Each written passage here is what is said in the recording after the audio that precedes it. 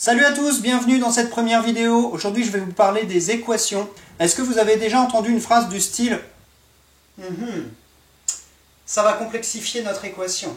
Ou bien ah mais ça rajoute une inconnue à notre équation, comment on va faire? Le problème avec ce mot équation, c'est que derrière, il y a toujours une idée de problème. Alors que pas du tout. Ça peut tout à fait être un jeu de résoudre une équation du moment qu'on connaît les bonnes règles du jeu. En gros, je vais vous apprendre ça aujourd'hui avec l'équation. On n'a qu'à prendre 2x plus 1 égale 7. C'est parti, générique.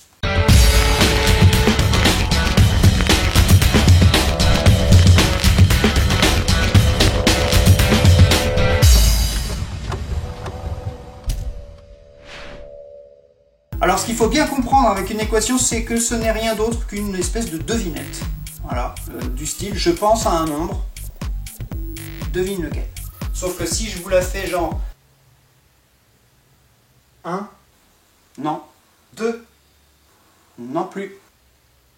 Je sais pas, 3, toujours pas. On est d'accord que ce jeu est pénible. Voilà.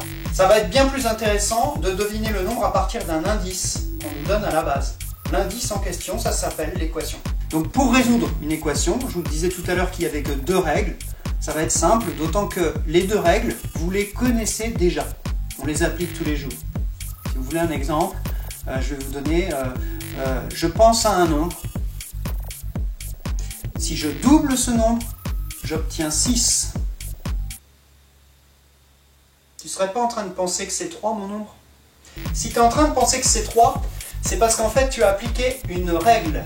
La première règle pour résoudre les équations. Tu t'es dit si 2x... Ça y est, il parle de x. Si 2x c'est égal à 6, ça revient au même de dire que x il est égal à 3. Qu'est-ce qui s'est passé entre ces deux lignes? Tu as juste divisé à droite et à gauche par 2. Et la première règle, c'est celle-ci. Pour un matheux, il n'y a aucune différence à dire que x égale 3 ou que 2x égale 6. On appelle ça le principe d'équivalence.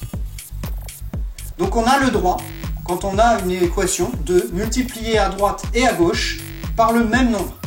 Du moment que c'est le même nombre, un peu comme une balance, tu vois. Ça doit être équitable. Et on a aussi le droit de diviser à droite et à gauche du égal par le même nombre. C'est ce qu'on a fait là en divisant par 2. Voilà. Tu peux diviser par tout ce que tu veux, sauf par 0. Attention, je rappelle, absolument interdit par la loi. On ne peut pas, c'est passible de 15 ans avec sursis. Voilà. Dans le code pénal des mathématiques. On ne divise jamais par 0. Donc tu peux diviser à droite et à gauche parce que tu veux, mais pas par 0. La deuxième règle, c'est qu'on a le droit aussi d'ajouter et de soustraire à droite et à gauche, toujours par le même nombre.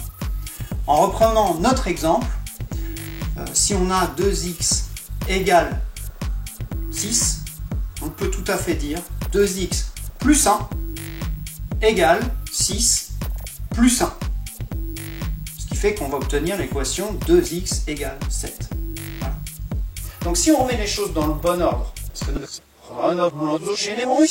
normalement on ne part pas du résultat pour arriver à l'équation, on part plutôt de l'équation pour arriver au résultat.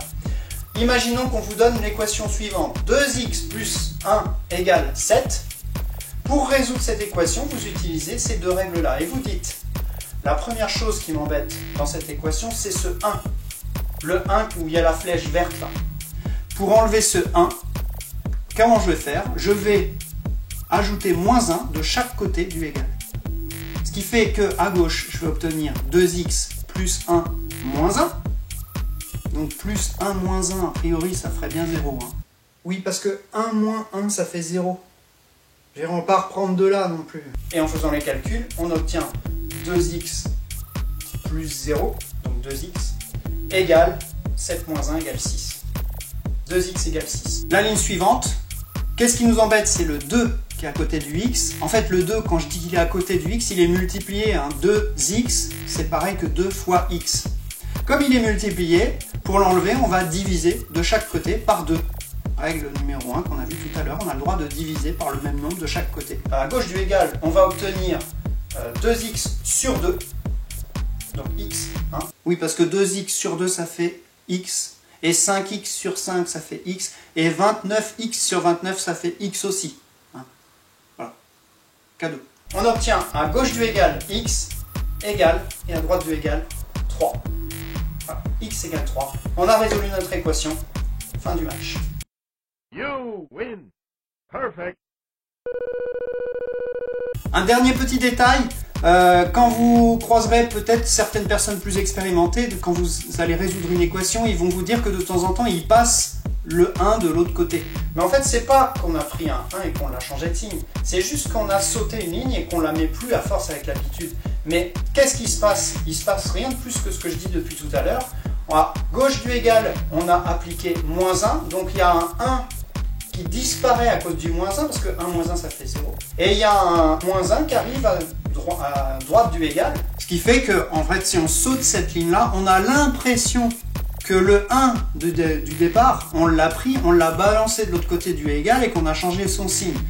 Donc c'est une espèce d'illusion d'optique, mais la vraie règle, c'est bien qu'on ajoute la même chose de chaque côté. Donc voilà, vous pouvez vous abonner les petits poneys. Voilà, j'espère que cette première vidéo vous a aidé à vous réconcilier un petit peu avec les équations. Si ça vous a plu, vous pouvez vous abonner à ma chaîne. Si ça vous a beaucoup plu, vous pouvez lâcher un pouce bleu. Si ça vous a pas plu du tout, vous changez d'endroit, c'est pas grave. Voilà. Si vraiment vous me détestez, vous mettez un pouce.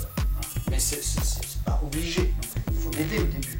Il y aura encore plein d'autres vidéos qui vont arriver, j'ai une grande liste de vidéos. La prochaine sera certainement sur les racines carrées, la suivante ça va certainement parler du programme de première S, un petit peu pour changer. Là je vais essayer d'alterner un petit peu le collège, le lycée, voilà. Je vous dis à bientôt, d'ici là ne prenez pas un risque, calculez-le.